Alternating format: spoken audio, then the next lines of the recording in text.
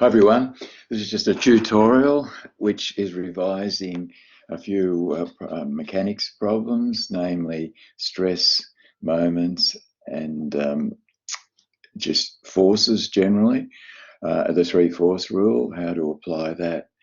So what I've got here is a question which is on page 25 that has been asked for me to revise.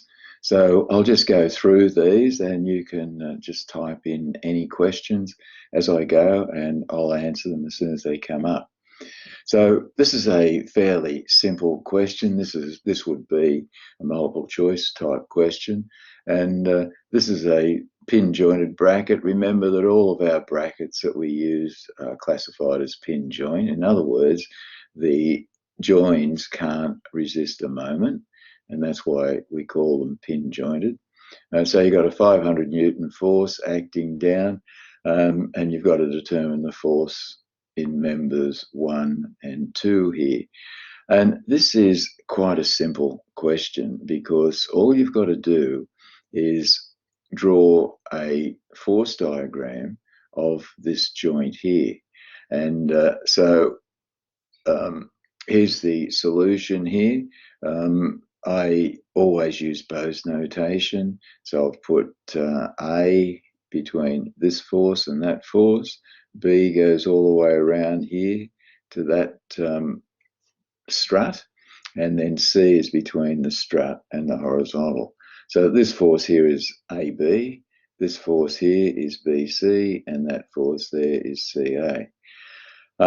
Make sure that you have a scale if you're going to use a graphical solution.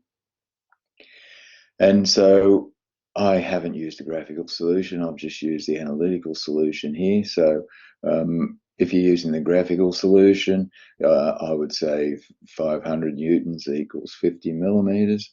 So 1 millimeter equals 10 newtons.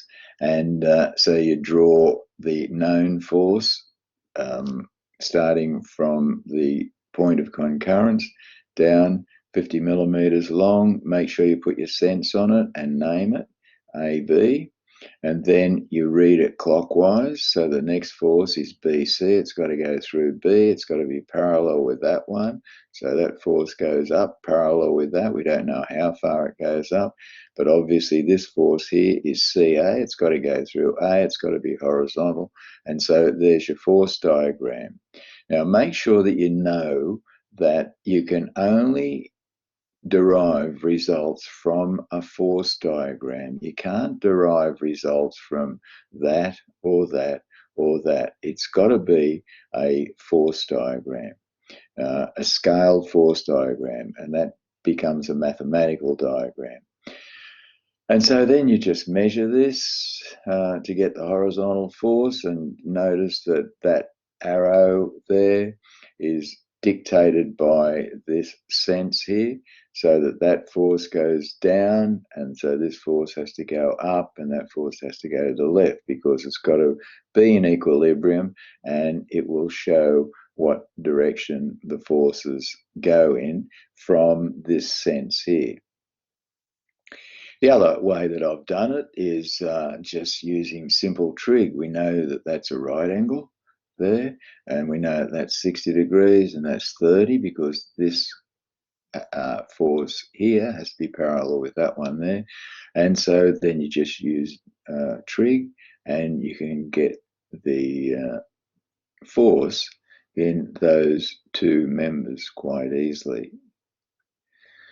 Okay, so that is that one. As I said, this is just a basic introduction to frames, and this would be a multiple choice question with just 1 mark.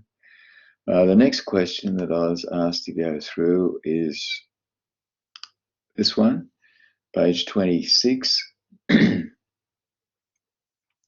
question 2, and this question here asks you to determine the mass and the magnitude and direction of the force at B using the 3-force rule. Now you've got to know what the 3-force rule is.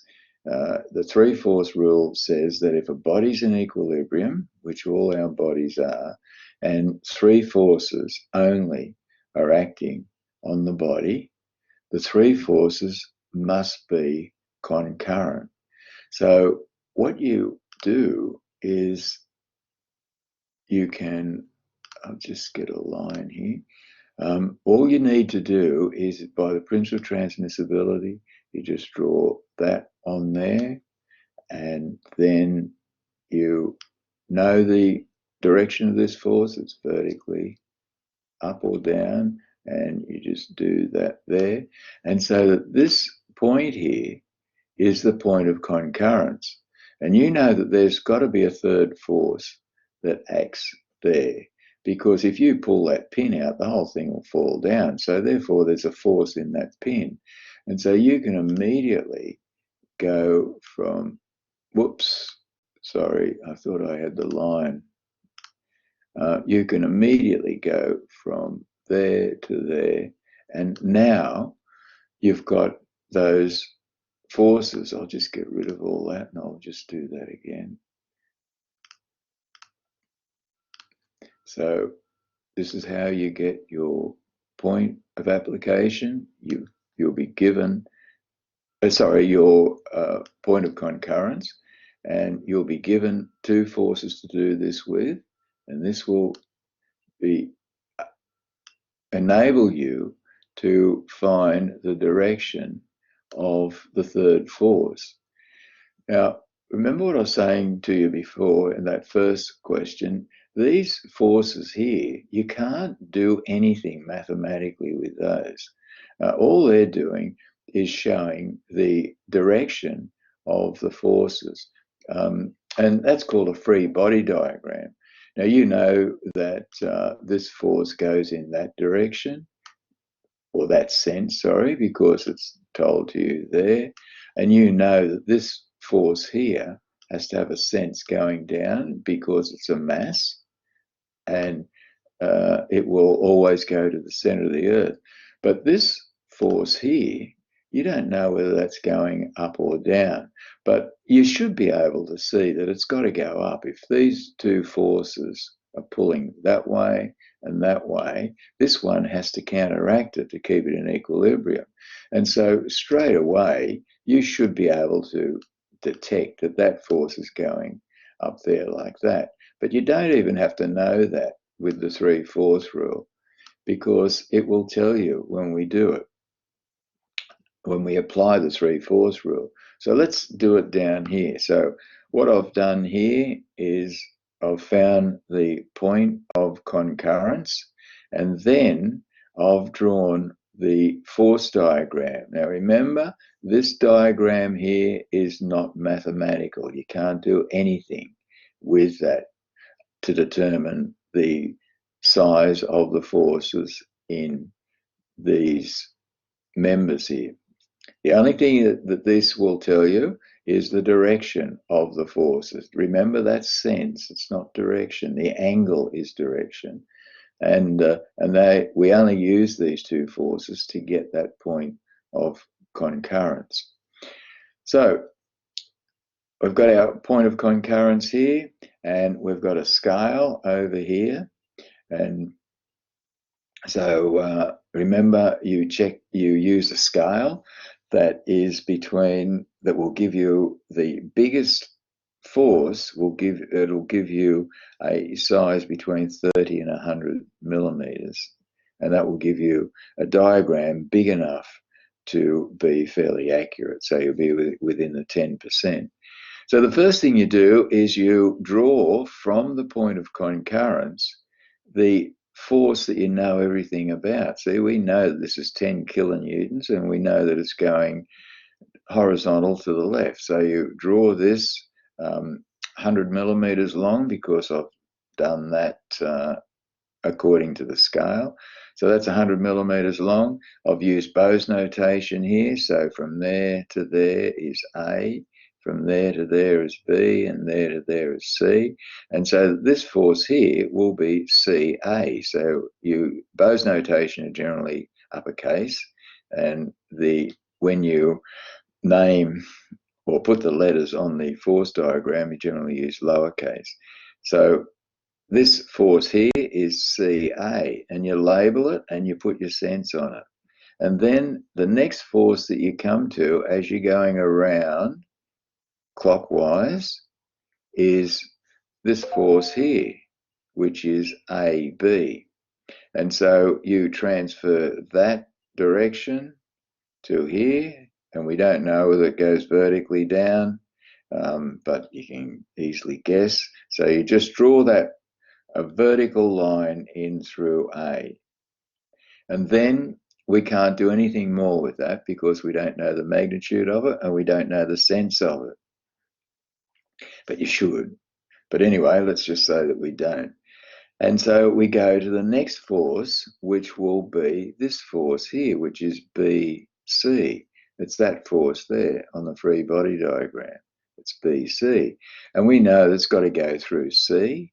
And so you just draw it in by the principal transmissibility. You can extend it down here, and then it will hit there. So that'll be point B. And you've immediately got the force at C here, and we've got this one is quite a complex one to get when you're using analytical methods, because you've got to break this up into vertical and horizontal components and say some of the vertical forces equal 0, some of the horizontal forces equal 0, and you'll be able, and then you've got to use Pythagoras to find the force at B, and then you've got to use trig to find the angle. But look, you've got it all here.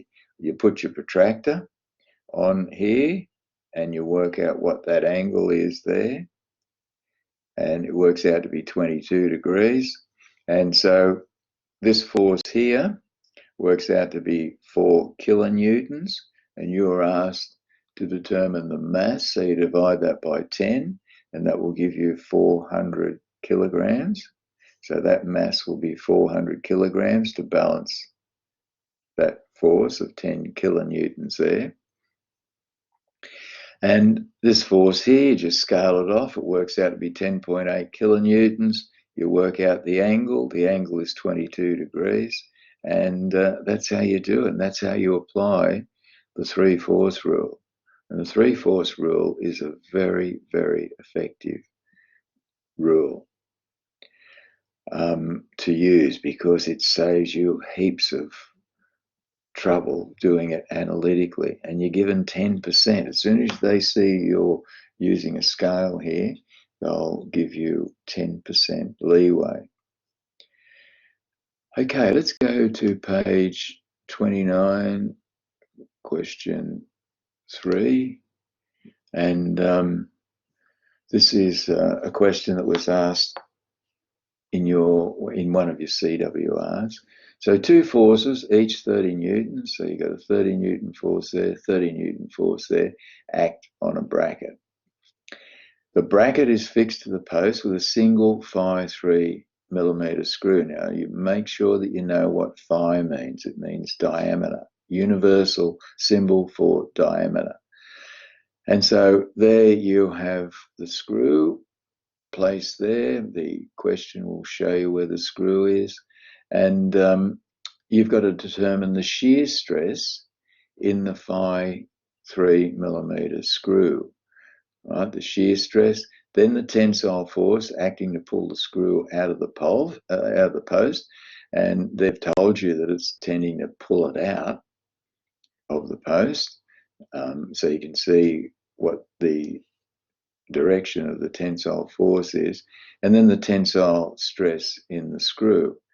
And another good question would be to find the force at point A, and that point there would be point A, but this would make it a little bit more difficult, because you've got to find the resultant of those 2 forces and where they act. So that'd be a much more difficult question if you had to find the force there. Anyway, we've been asked to find 3 forces. Okay, so you know from cantilevers that you can replace, here's a cantilever, and if you've got a force, let's say you've got a force of 10 kilonewtons there, and this distance we'll say is 1 meter.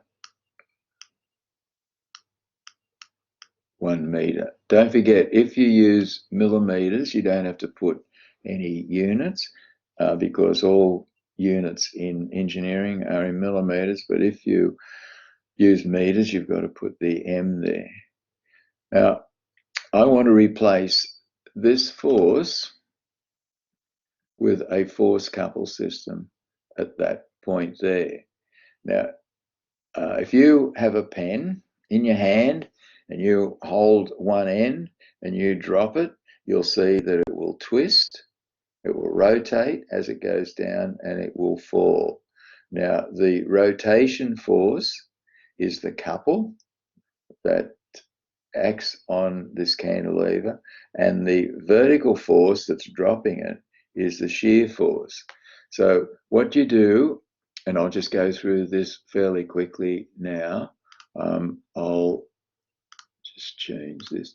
So if I put 10 kilonewtons up there and 10 kilonewtons there, so this will be 10, I won't put kilonewtons, and that, oh, I better, because I always want you to put your units on. And so this will be 10 kilonewtons there, but because it's going down, it'll be negative. Now, we haven't added anything to that cantilever, but what we can do is group this force with that force, and that creates a couple. That's a couple.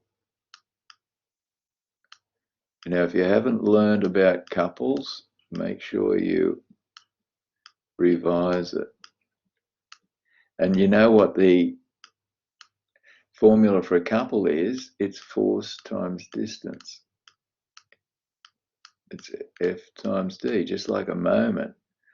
But you don't, because you've got two forces here, you don't say it's 20 times 1, it's just 10 times 1. And if you want to revise couples, make sure that you go to that section in the book, and it is page 28, and because couples haven't been asked for a fair while in the HSC. So the moment of this couple will be 10 times 1, so that will be the force which is trying to rotate it would be a rotation force, and so it's 10 times 1, so it'll be 10 kilonewton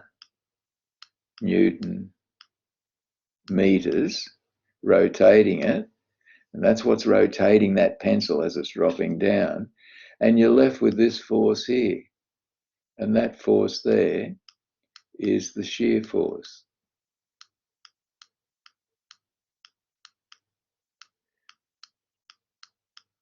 That's the shear force.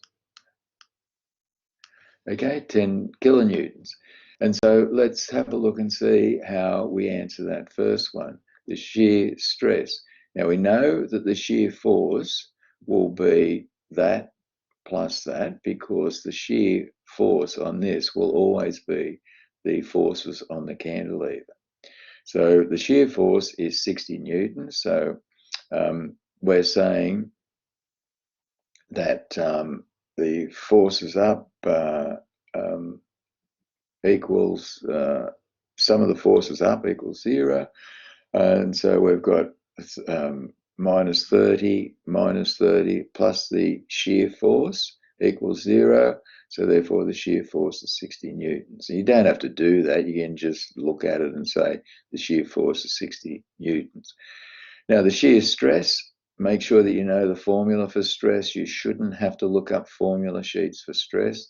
Shear stress is equal to load divided by the area of shear, and put all of your data here and make sure you put the units there, because if you make a mathematical error here, the examiner can go through all of this information that you've got here, and if you've made a mistake in this part of the question, you can't be double penalized in one question by making a mathematical error in the same question. So if you show the examiner all this information here and you get a wrong answer here and it's a mathematical error, you could get full marks.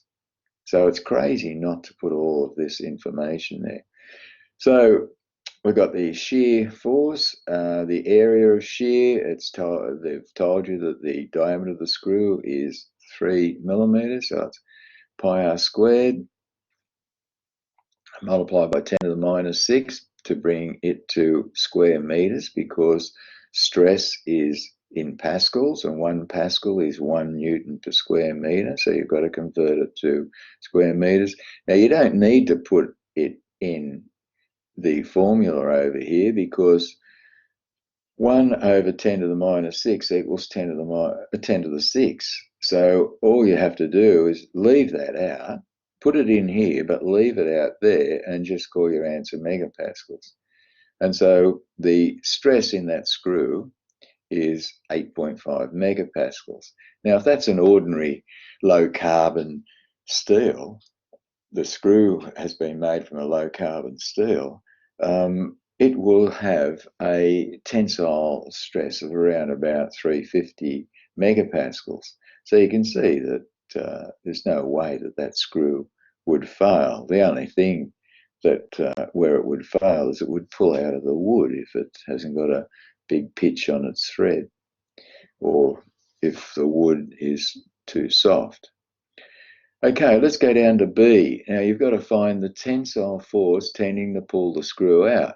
Now you've got to be able to see where this bracket is going to rotate if the screw suddenly lets go. And no one will tell you that. This is called engineering acumen, and you've got to figure it out. And it's that point there. And so we're just going to call that point P for pivot. And if I were you, I would show the examiner that, so that at least you'll get 1 mark, because in the marking scale, it will generally say shows some knowledge of the question if you get the whole thing wrong. So the more you put on the paper, the more chance you've got of getting marks. So we're going to say sum of the moments about the pivot equals 0 with clockwise positive. And so you've got to do this. Now look what they've done. They haven't given you the distance of that 30 Newton force from the pivot point, the total distance, and you've got to add all these up. And that's how they're testing you, whether you know what a moment is. So the moment of this force about that point there, P, is 30 times 150 plus 90 plus 10, right? So it's 250, so it's 0.25, because you use meters, unless you've had a lot of experience. Okay, so it's that's going anti-clockwise, so it's minus 30 times 0.25. This one's going anti-clockwise as well. That's 30 times 90 plus 10 is 100, so that's 0.1. And then, like, they've even done the same with this here. So you've got 40 plus 10, which is 50, which is 0.05 equals 0. And you can find the force in the screw by using moments. Okay, now before I go on to C, I just want to go over equilibrium. See this bracket here? It's in equilibrium, and everything that we deal with, every structure we deal with, is in equilibrium, because otherwise it would be falling down. And so the three forces of equilibrium are these. So forces up equal forces down, right? And we say the sum of the forces in the y direction equals 0, and that direction we take as positive because we're using vectors. You've got to give directions with vectors. And the forces left equal the forces right, and we say the sum of the forces in the x direction equals 0 with that direction positive. And the final equation of equilibrium is clockwise moments have to equal anti-clockwise moments. And we say the sum of the moments about any point, I generally get you to put any point there, is equal to 0 with that clockwise positive. Now, by any point, I mean you can take moments about that point, you can take moments about that point, you can take moments about that point, and any moment about any point will equal 0 if about for a structure that's in equilibrium. But you wouldn't take moments about these points here because you want to find something out. So you take moments about points that will eliminate the force that goes through that point. So you only get one unknown in an equation. So that's how we use moments. And these three formulas for equilibrium, the equations for equilibrium, are extremely important in engineering. Now let's just go through, we'll just find the tensile stress in the screw. Put your formula and see, I always put equals in line with one another. It's impressive when you're marking the HSC and you see students providing these sequences here in their answer. It's quite impressive. You can see that this student is a good student, and that's why I want you to follow this technique. Right, so we've found the tensile force in the screw, which is 210 newtons. We found that down there. The cross-sectional area is pi r squared, and same routine. You don't have to put that in. And so the tensile stress in the screw is 29.7 megapascals. Now, remember, that's way below what the tensile strength of the screw would be, so there's no way that that would pull out. Remember, this here is the shear stress, and the shear stress in the screw would be fairly similar to the tensile strength of the screw. So this screw is well under stressed as far as its strength is concerned. Now, I've just got this question. I just want to show you how to do this question. This is question 23 in the blue book, and I hope you're working through these questions in the blue book. You work back from the answer, the solution, if you're having problems. So make sure that you use that blue book. This is a very effective way of learning how to do some of these complex questions. So here you've got an anchor, and this is how they anchor some very small suspension bridges. And you've got the concrete block, and it's been given the center of mass, and that's where the weight force will act through. And the mass is 94 tons, so that's 94 times 10 to the 4 newtons, because you've got to multiply the tons by 1,000. because there's 1,000 kilograms in a ton, and then you've got to multiply the mass by 10 to bring it to a force. If the block were to rotate about point B, now in this question they've told you where the block rotates about. You don't have to use your engineering acumen to work that out. Determine the minimum cable force required to just start to rotate the block. So here is a free body diagram of the system, and so you've got the force in the cable here.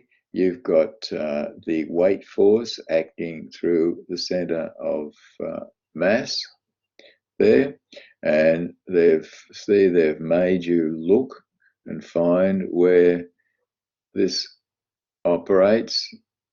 Right, you can see they've put the distance from this face as 1.9 and this down here, so you've got to go searching for the dimensions, and they've also given you the test of whether you know what a moment is. And so you've got to find this distance here. You've got to find that distance there. That's the distance that weight force will be from the point of rotation. And they've made you search for it because they're testing you whether you know what a moment is. And so all it's simple, you just take that away from that. And so you know that there's a force going through here. You can find that force. I'll just quickly show you how to do that using the 3-force rule. So if you've got a force going through here, right, you know that there's a vertical force going down there, and it hits this here, that other force just there, and so there's the point of concurrence, and then you can just draw this force from there down to there, and you can find the force at B using the 3-force rule if you want to. But you're not asked to do that in this question, but that's how you do the 3-force rule. So let's see how you do it. So you take moments about B because a force goes through there, and that's the only point you can take moments about, because otherwise, if you take moments about that point there, you're going to have two unknowns in the equation. But if you take moments about that point there, you're eliminating the force that's going through B. So you say sum of the moments about B equals 0 with that direction positive. And you can see that this is the vertical component of that force. Remember, a vertical component is sine. So the vertical component of that force is F sine 30 degrees. So you've got F sine 30 degrees multiplied by 5, because that goes 5 millimeters away from the pivot point, and that's going to go clockwise, so it's positive, minus the weight force acting down, which is 94 times 10 to the 4 times 3.1, that's 1.9 taken away from 5, equals 0, and you can get the force that has to be in that cable to just get the block on the verge of tipping. And finally, I just want to go through this question. I haven't bothered doing the stress in the cable because we've done 2 stress ones. I couldn't fit it on this anyway. So let's have a look at this. The mobile crane shown as a mass of 25 tons, which acts through the center of gravity. Sometimes they call it the center of mass, sometimes they call it the center of gravity, but it's exactly the same. And look and see where the center of gravity is. There it is there. And you've got to find the force acting on the hydraulic cylinder X. So there's a hydraulic cylinder X, and you know that the pivot point for that is there, right? The pivot point is there. So if you say the sum of the moments about A, you can't use this mass here, because look, it's not acting at 90 degrees to these dimensions here. So you've either got to break that up into rectangular components and find what that force is, or you've got to find this perpendicular distance there.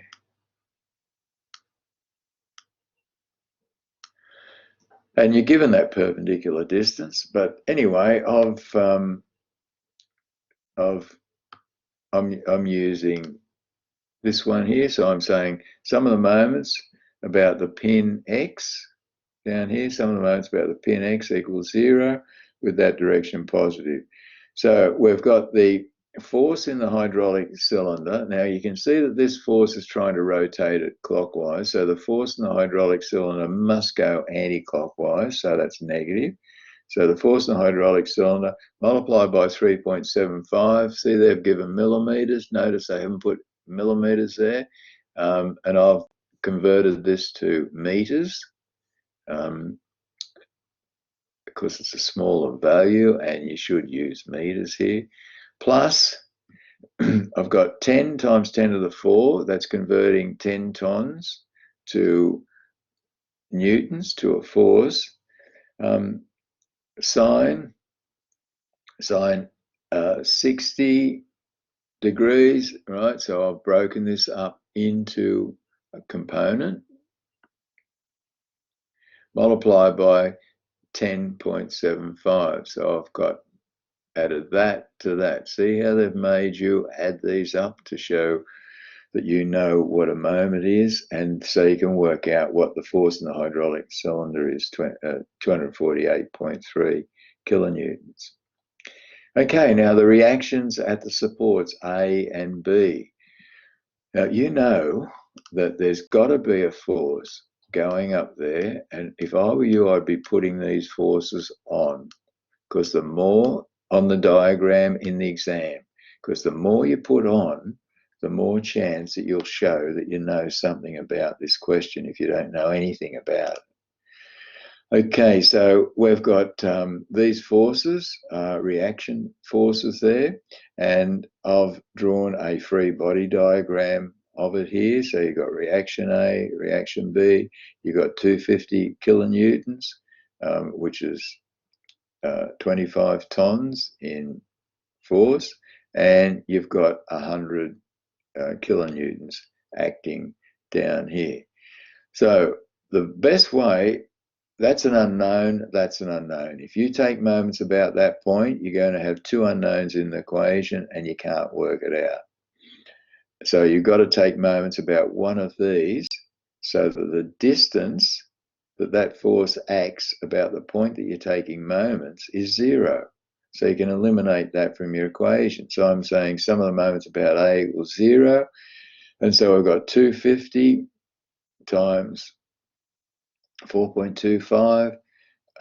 We've got RB, this one here, multiplied by that, plus that, which is 7.25.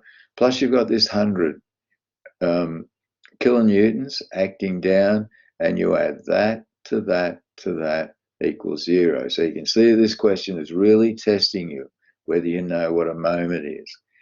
And then you just work out, and you've got RB is 301.7. So we've found the force at this reaction, and then all you have to do is say the sum of the vertical forces equals 0, and then you'll have one unknown, which will be the reaction A, or you can just take moments about that point there if you want, and then you'll be able to find A.